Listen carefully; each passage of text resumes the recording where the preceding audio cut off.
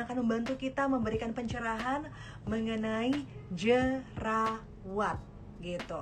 Banyak juga kan yang beredar di luar sana bahwa jerawat itu juga disebabkan oleh makanan salah satunya. Nah, apa aja sih makanan-makanan yang harus dihindari agar kita tidak timbul jerawat gitu kan? Dan juga beberapa mitos dan fakta mengenai jerawat. Hai, selamat siang. Selamat siang dok.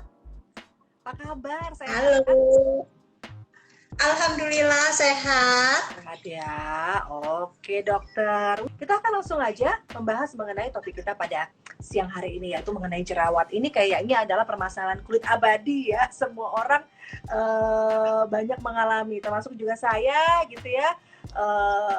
Lumayan nih agak sering dalam sebulannya ada jerawat yang tumbuh. Sebenarnya dokter, ini jerawat ini kenapa bisa terjadi? Kenapa bisa muncul di dalam muka kita ini, dok? Sebenarnya jerawat itu yang pertama kali kita harus tahu penyebab jerawat itu apa sih? Jerawat itu kan dia produksi sebum kelenjar minyak yang berlebih. Nah, kemudian sumbatan di pori-pori. Kalau bahasa medisnya sih sumbatan di folikel rambut. Tapi kalau bahasa awamnya kita sebut di pori-pori. Yang ketiga, adanya bakteri P. acne. Bakteri yang penyebab jerawat tersebut. Bakteri P. acne. Nah, nanti yang yang tiga penyebab ini akan diperberat oleh ya banyak faktor. Yang kita tahu ada faktor internal, ada faktor eksternal, kemudian ada faktor eksternal yang akan mempengaruhi faktor internal. Waduh, banyak ya faktornya ya, faktor eksternal, internal, kemudian juga ada bakteri. Sebentar nih, masalah bakteri dari mana tuh bakterinya muncul, dok? Bakteri itu kan sebenarnya di tubuh kita juga udah ada dalam jumlah normal. Nah, kalau kita kan aktivitas outdoor tetap ada, di lingkungan kita ini kan banyak sekali bakteri. Dan kalau jumlahnya sudah berlebih, nah itu yang akan menyebabkan suatu gangguan patologis. Oke, baik. Nah, sekarang nih dok, kalau tadi ada disebut jerawat, itu mirip-mirip nggak sih sama yang namanya beruntusan yang biasa ada di kening itu, dok? Beruntusan, nggak usah kan beruntusan ya. Kalau misalnya kita nyebutin komedo itu aja udah bagian dari jerawat. Komedo. Karena kan jerawat itu banyak macamnya, banyak grade-nya. Mulai dari yang kita lihat, kalau beruntusan itu kan dia kayak whitehead ya, komedo putih. Nah, terus ada juga yang suka kita lihat hitam-hitam yang ada di sekitar hidung, sekitar pipi. Nah, itu yang blackhead-nya, itu termasuk jerawat. Jadi yang kalau kita sebut beruntusan, komedo itu jerawat, cuma masih di base-nya, masih di grade-grade awal. Nah, kalau ngomongin grade-grade awal, berarti emang ada jenis-jenis jerawat dari mulai grade yang awal sampai grade yang terparah gitu. Apa aja, dok? Ada. Nah, yang paling dasar itu dia kalau misalnya belum peradangan. Kalau belum peradangan itu, yang pertama ada yang kita kenal komedo hitam, blackhead. Terus ada yang komedo putih, yang whitehead. Nanti kalau misalnya sudah meradang, ke tahap meradang, baru itu kita suka lihat kalau dia udah mulai timbul di atas permukaan kulit, terus mulai kemerahan. Nah, itu namanya papul. Yang timbul tadi kemerahan, terus di ujungnya udah mulai ada kuning atau putih. Nah, itu pustul. Kalau misalnya udah gede, di dalamnya udah ada pertumbuhan di dalam. Nah, itu udah nodul ataupun kista. Banyak sebenarnya macamnya. Itu yang nantinya ada isinya nanah, darah, yang bisa merata ke seluruh permukaan kulit, permukaan wajah. Itu dia macam-macamnya. Oke. Sampai ada yang udah bengkak-bengkak gede-gede. Itu apa dok namanya, dok? Yang sampai radang banget itu. Nah, itu yang nodul tadi. Nodul, oke baik. Jadi memang ada grade-nya ya? Ada, yang kalau kita dengar ada jerawat batu. Nah, itu dia yang gede-gede itu, yang nodul-nodul itu, yang jerawat batu. Oke. Wow, jadi memang jerawat ini macam-macam ya. Untuk mengetahui lebih lanjut, berarti misalnya kita beli obat jerawat di toko obat gitu. Kita padahal nggak tahu jenis jerawatnya untuk yang mana, itu lumayan berbahaya juga ya kalau kita asal beli ya, dok?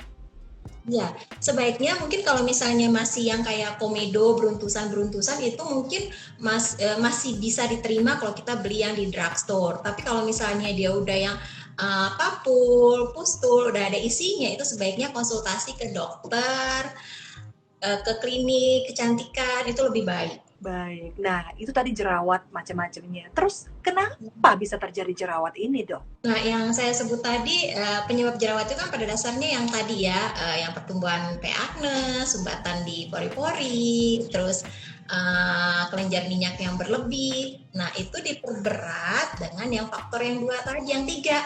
Internal itu lebih ke arah hormonal.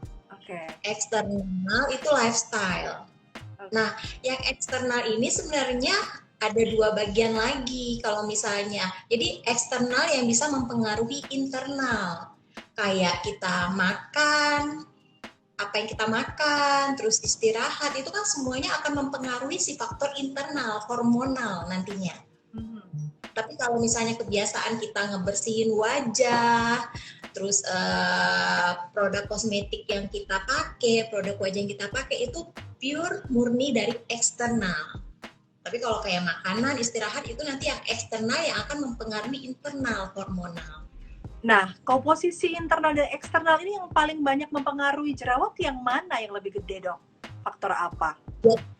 Biasanya sih yang lifestyle yang kalau hormonal kan nggak bisa kita pungkiri ya, apalagi perempuan. Ada siklus ini, ada siklus itu, segala rupa siklusnya, terlalu banyak siklus kalau perempuan. Nah, siklus tanggal tua termasuk ya? Iya, kalau perempuan ini terlalu naik turun siklusnya terlalu banyak. Ya yang paling itu ya faktor eksternal tadi, yang lifestyle, bisa dari makanan, bisa dari istirahat. Oke, baik. Jadi memang ada selain juga berbagai macam jerawat, faktornya juga berbagai macam ya. Sebelum saya lanjutkan, untuk yang baru bergabung ya, sekali lagi, untuk Anda yang memberikan komen dengan hashtagnya adalah Natasha Kuncit ya, hashtag Natasha Kuncit, otomatis langsung dapat hadiah. Ada diskon perawatan, diskon produk, diskon tindakan dokter, dan nanti juga ada kuis ya, kuis dari Dokter Tika. Akan ada pertanyaan dengan hadiah voucher untuk 3 orang, masing-masing dapat Rp100.000. Sekali lagi, untuk yang baru bergabung, kalau komen jangan lupa dikasih hashtag Natasha Kuncit. Yang mau bertanya boleh silahkan. Terus jangan kemana-mana juga, harus stay, karena nanti sebelum kita masuk ke mitos atau fakta ya, Dokter Tika akan membagikan pertanyaan. Nah, pertanyaan ini harus dijawab. Yang berhasil menjawab akan ada hadiah Rp300.000 voucher ya untuk 3 orang pemenang. Artinya 1 orang mendapatkan Rp100.000. Jangan lupa sekali lagi ya, kalau komen pakai hashtag Natasha Kuncit biar langsung otomatis dapat diskon perawatan di sana. Baik, kita akan langsung ke pertanyaan kembali, Dokter Tika. Nah, tadi sudah jenis-jenis jerawatnya sudah, penyebabnya sudah ya, macam-macam. Nah, cara mencegah biar nggak timbul itu jerawat, dokter, gimana caranya? Cara mencegah ya kita balik lagi ke faktor-faktor yang memperberatnya. Nah, kalau hormonal kan nggak bisa kita cegah nih, alamiah, siklus dari tubuh. Tapi kalau yang faktor eksternal itu bisa kita cegah. Kita urutin mungkin dari yang makanan. Nah, jerawat ini kan banyak dipicu oleh beberapa makanan. Bisa dipicu oleh beberapa makanan. Terus berarti kita harus bisa menghindari atau mengurangi konsumsi makanan-makanan tersebut. Nah, itu yang pertama. Nah, yang kedua dari istirahat. Nah, mungkin kita bisa mengontrol istirahat kita dengan siklus tidurnya atau pola tidurnya, pola istirahatnya yang dibenahi, yang diperbaiki. Ya. Terus yang ketiga, mungkin kebiasaan kita, karena kan kita nggak bisa kita hindari ya, kadang kalau udah capek banget pulang kerja, pasti pulang nggak ada ngebersihin wajah segala macam, berarti kita harus lebih aware, lebih care ke kulit kita. Jadi mungkin habis aktivitas outdoor, kita sampai di rumah bersihin wajah dengan teratur. Itu simple. Terus mungkin penggunaan moisturizer, sunblock untuk wajah, penggunaan produk-produk untuk wajah yang sesuai dengan kebutuhan wajah. Jadi kalau misalnya kebutuhan wajahnya. Wajahnya lagi berjerawat ya, jangan pakai produk-produk yang nantinya malah memicu jerawat lagi. Oke. Jadi itu aja kalau untuk menghindari biar nggak berjerawat, itu sangat simpel. Oke, baik dok. Tadi kan disebut makanan juga menjadi salah satu faktor ya. Nah, makanan apa Ya, aja sih sebenarnya yang memicu jerawat dok? sebenarnya yang pertama itu yang mengandung gula, Yang mengandung high glycemic index. Gula. Yang mengandung gula itu bukan berarti hanya gula. Kayak karbohidrat kan juga mengandung gula. Nah, itu dikonsumsi dalam jumlah berlebih. Jadi kalau jumlahnya pas ya sih enggak, tapi kalau jumlahnya berlebih itu yang nantinya akan merangsang dari insulin. Nantinya si insulin tubuh kita ini dia akan mempengaruhi hormon dari androgen kita. Nah, kalau si hormon kita sudah berlebih, dirangsang terus-menerus, ya produksi minyak kita juga berlebih. Kalau produksi minyak kita berlebih ya udah pasti jerawat. Waduh, itu baru gula nih, baru satu. Iya, Minum boba tiap hari, loh hati-hati ya tuh gula. Nah hati-hati, kan minuman kekinian banget itu, banyak kopi-kopi sekarang kekinian. Aduh, itu gula. Tapi kalau dikonsumsi dalam jumlah yang normal sih nggak masalah. Cuman kan kita kalau udah edik, kalau udah seneng kan itu terus, besoknya itu lagi, itu lagi. Yang kedua setelah gula apa dong? Yang kedua junk food. Junk food. Namanya aja udah junk food kan, junk food, makanan.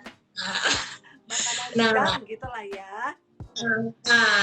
Nah, itu kan junk food itu yang nantinya kan dia ngerusak, kita kan ngerusak oksidan dari tubuh kita. Nah, itu nanti kalau oksidan dari tubuh kita udah rusak ya, pertumbuhan bakteri-bakteri jerawat pun lebih gampang.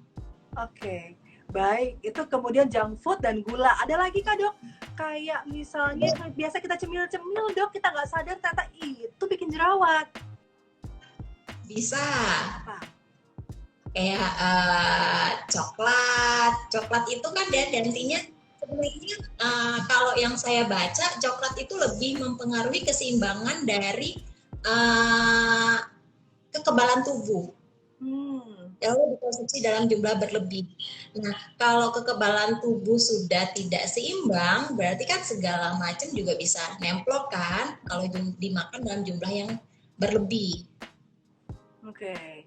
Waduh. Nah, kemudian juga bisa dari konsumsi omega 6 yang berlebih juga bisa. Omega 6 dalam apa ya, Dok? Kira-kira? Bisa dalam bentuk kedelai. Dan saya pribadi kalau misalnya saya makan kedelai dalam jumlah berlebih juga gampang beruntusan. Oh gitu. Nah, bukan cuman literatur yang saya baca, tapi pengalaman saya pribadi juga seperti itu. Oke, yang mengandung omega 6, kemudian yang mengandung gula berlebih, kemudian tadi ada junk food gitu ya, coklat, lagi kalau sukanya hot chocolate, aduh udahlah itu gula ya kan, coklat pula. Nah ini sekarang kita ke mitos dan fakta ya dok ya. Oke, mitos dan fakta nih dokter. Makeup tebal itu akan nimbulin jerawat, mitos atau fakta? Nah, sebenarnya itu kurang tepat. Kurang tepat, berarti mitos? Iya, kurang tepat. Yang tepat karena sebenarnya nggak masalah dalam arti dalam kondisi ya kulit kita juga tidak ada masalah. Tapi dengan kondisi ini kulit kita lagi berjerawat, lagi beruntusan, terus kita timpa dengan foundation yang berlebihan, terus bedak padat yang berlebihan, berarti kan tumpukan di wajah itu akan lebih banyak, itu akan memperberat di wajah kita. Nah, apalagi ditambah lagi mungkin setelah kita kosmetik kita tidak langsung membersihkan, jadi lebih ke arah yang seperti itu. Oke, jadi kalaupun kita makeup tebal tapi kita rajin membersihkan setelah kita makeup, nggak masalah. Oke. Dan pembersihannya benar-benar harus maksimal dari yang permukaan. Jadi kalau kita udah tahu nih kita lagi beruntusan, kita lagi make upan, kita ngebersihin lagi make up tebal pakai foundation segala rupa. Saya BB krim lah apalah. Nah, tapi kita ngebersihin wajahnya hanya udah kucuk selesai. Ya, berarti kan itu yang bikin sebenarnya. Tapi kalau misalnya kita setelah kita make up tebal, kita membersihkan wajah secara maksimal, sebenarnya nggak ada masalah. Oke, baik. Berarti asalkan bersihin muka nggak masalah. Mitos atau fakta, dokter? Semakin tua, bekas jerawat itu makin sulit pudar. Mitos atau fakta? Kurang tepat juga. Mitos berarti ya. Bukan mitos, bukan fakta juga, cuma kurang tepat sama kayak yang tadi. Karena lebih ke arah logis, karena semakin tua itu kan lapisan-lapisan kulit kita itu lebih kolagennya lebih berkurang, berarti kan untuk proses rejuvenation kulit, permajaan sel kulit itu akan lebih sulit, itu aja. Oke, tapi juga bukan artinya nggak bisa hilang ya? Enggak, tetap bisa hilang. Oke, baik. Kemudian kita satu fakta, katanya pakai pasta gigi bisa nih ngempesin jerawat, dok. Nah, namanya aja pasta gigi, produk gigi berarti bukan produk wajah. Namanya aja udah pasta gigi, bukan pasta wajah. Nah, pasti kegunaannya untuk gigi. Nah, kalau yang kegunaan untuk organ lain kita tempatkan di organ yang bukan pada tempatnya, ya pasti akan terjadi sesuatu. Pasta gigi itu kan ada kandungan-kandungan yang bahan-bahan kimianya yang nantinya bisa, jadi kalau misalnya kita lagi jerawat, kita tempelin pasta gigi, yang ada si kandungan kimia yang ada pada pasta gigi tersebut bikin redness, bikin kemerahan di jerawat kita, bikin rasa kebakar. Nah, itu nantinya. Oke. Karena kan saya sering dengar soalnya ini mengenai pasta gigi taruh di jerawat nih, dok, katanya cepat kering gitu. Iya, cepat kering. Sewajah-wajah nanti kering, barrier kulit juga rusak dibuatnya, kering, semuanya kering. Kalau udah kering rusak, kering juga kantong ya kan, harus kita. Oke, jadi itu adalah mitos ya. Pakai yang bener aja deh buat ngobatin jerawat, masa pakai buat gigi, pasta gigi. Kemudian katanya, dok, mengompres jerawat pakai es batu bisa menyembuhkan jerawat. Mitos atau fakta? Kurang tepat juga, lebih ke mitos mungkin ya, karena gini, kita kan lagi sebenarnya lebih ke kalau misalnya jerawatnya masih yang papul yang masih komedo yang masih yang merah-merah, masih sedikit belum ada isinya, kalau kita tempelin es batu dengan kondisi dingin kan efeknya seger, melembabkan. Jadi efeknya tuh hanya efek short. Jadi hanya untuk ngurangin dari rasa rasa perihnya atau kemerahannya aja, tapi tidak akan memperbaiki si jerawatnya. Oke, jadi enggak ya. Kalau ngobatin enggak, cuman bikin seger iya, apalagi semuka ya, dok ya, buat cuci muka gitu. Terus kalau ini wajah lagi. Kalau makan makanan kacang-kacangan, mitos atau fakta bisa bikin jerawat nih? Ini dengarkan nih yang ikutan kuis ya. Nah, tadi ada makanan yang bisa bikin kita gampang jerawatan, tapi ada juga makanan yang bikin bisa mempercepat penyembuhan dari jerawat. Jadi membantu jerawat. Jadi jadi kayak makanan yang mengandung omega 3, makanan yang mengandung prebiotik, probiotik, terus makanan kayak konsumsi sayur, buah, itu malah baik, kayak minuman green tea itu malah baik untuk nge-treatment jerawat. Karena kayak omega 3 itu diantaranya kan produk kacang-kacangan kayak kacang almond, kacang mete, itu kan dari omega 3 semuanya. Oh, justru nah, itu malah bagus. Ya, itu malah bagus untuk nge-treatment jerawat. Kecuali, kenapa munculnya mitos makan kacang bisa menyebabkan jerawat? Sebenarnya bukan si kacang tersebut yang menyebabkan jerawat, tapi tubuh kita ini punya reaksi yang namanya hipersensitivitas. Hipersensitivitas itu reaksi alergi. Jadi mungkin si tubuh kita sendiri yang alergi terhadap produk kacang tersebut, bukan si kacang itu yang menyebabkan jerawat segala macam, enggak, tapi tubuh kita yang sendiri tidak bisa menyebabkan. Alerginya itu muncul dalam bentuk jerawat itu ya, Dok? Iya. Oke, baik. Dalam bentuk jerawat. Oke, baik. Jadi itu ternyata mitos ya, kacang-kacangan bisa bikin jerawatan, justru malah bagus gitu. Soalnya itu hal yang paling sering aku dengar, makan banyak kacang terjerawatan loh, gitu kan, Dok? Paling sering kan kita dengar orang ngomong gitu kan.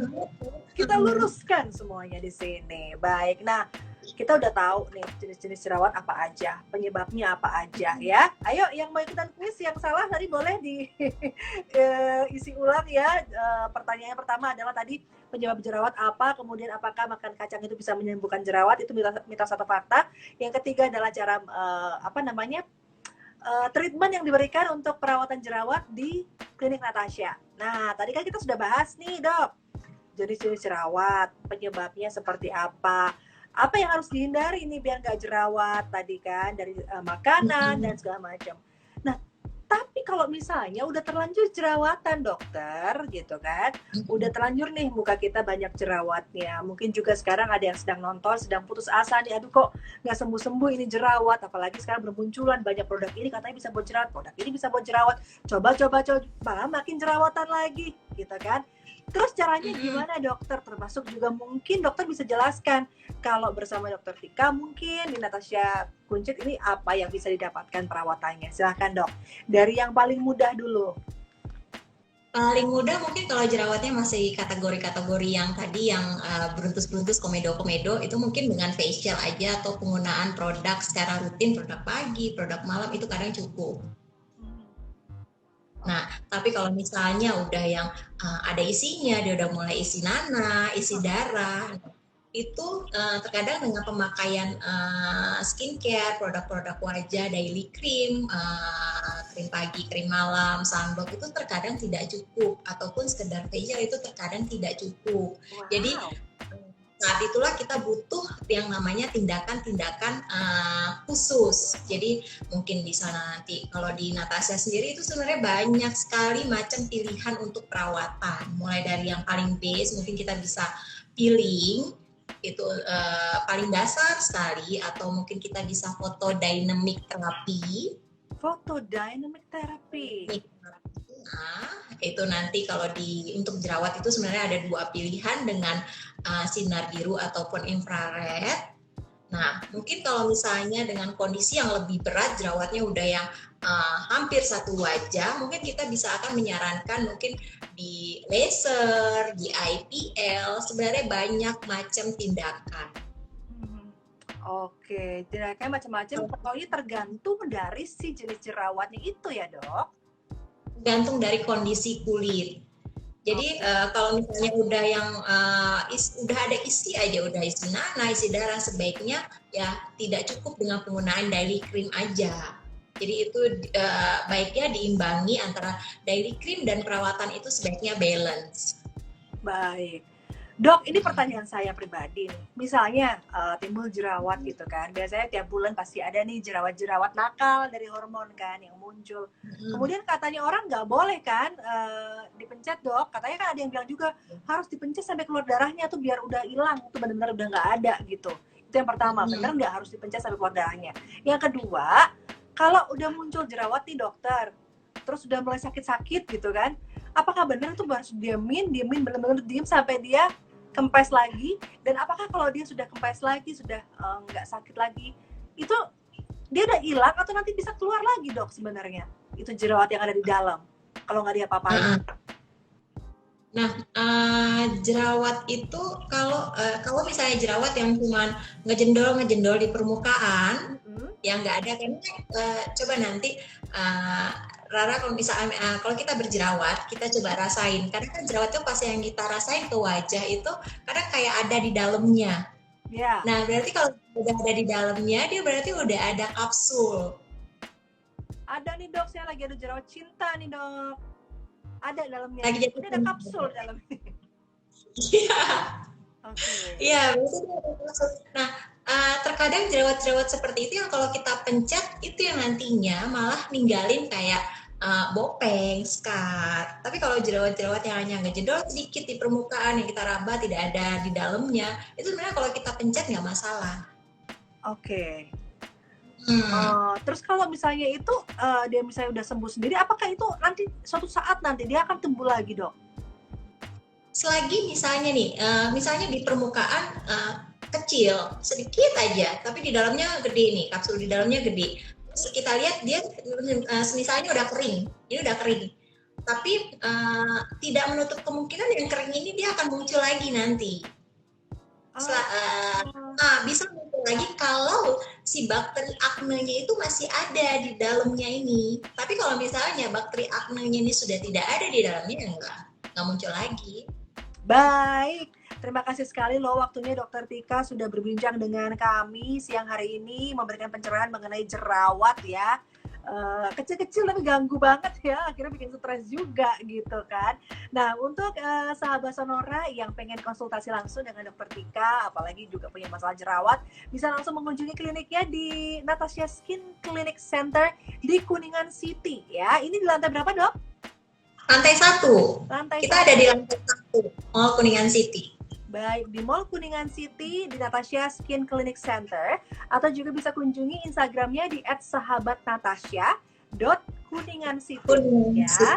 Oke, baik. Nanti juga untuk sahabat Sonora yang mungkin tadi telat gitu kan menyimak perbincangan kita siang hari ini, Anda juga masih bisa menyimak wawancara ini melalui IGTV ataupun juga YouTube Sonora. Nanti kita akan upload di YouTube Sonora FM dan juga bisa baca artikelnya di sonora.id. Dokter Tika, sekali lagi terima kasih sekali waktunya berbincang dengan kita. Mudah-mudahan next time kita bisa ngobrol-ngobrol lagi ya dok ya, dengan topik yang berbeda. Terima kasih banyak Rara.